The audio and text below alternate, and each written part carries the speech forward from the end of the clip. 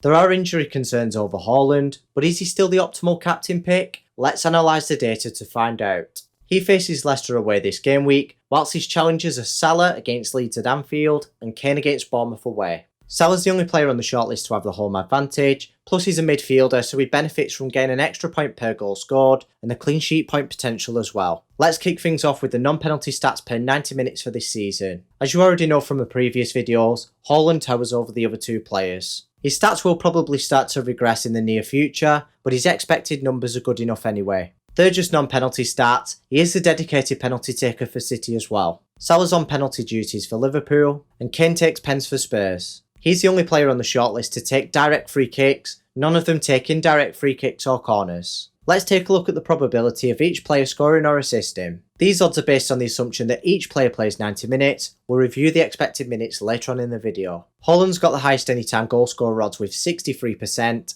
Salah trails by 5%. Salah's got the highest anytime assister odds with 31%, both Haaland and Kane are neck and neck, 4% behind. Haaland's got a 73% chance of success if he plays the full match, that's 2% ahead of Salah and miles ahead of Kane. In all fairness to Salah, he gets 20% more points per goal scored, therefore he's got the highest weighted odds. The Egyptian puts in a strong case on the points projections. He's got the highest overall on Fantasy Football Scouts with 8.1. He's also got the highest figure on Fantasy Football Fix with 7.7. Now we'll compare the quality of the opposition's defence. It's surprising after last season that out of all the opponents on the shortlist, Leeds have the best defence. Don't be fooled by Leicester's goals conceded figure, it's the expected numbers that are better at projecting future goals conceded than actual goals conceded themselves. So I'd say Bournemouth technically have the worst defence of them all, but this isn't displayed through the clean sheet odds. That's because City and Liverpool's attack are better, and Liverpool have the home advantage. As additional information, with Salah being a midfielder, Liverpool's clean sheet odds are 38%. Before we draw up a conclusion, let's carry out a quick risk assessment.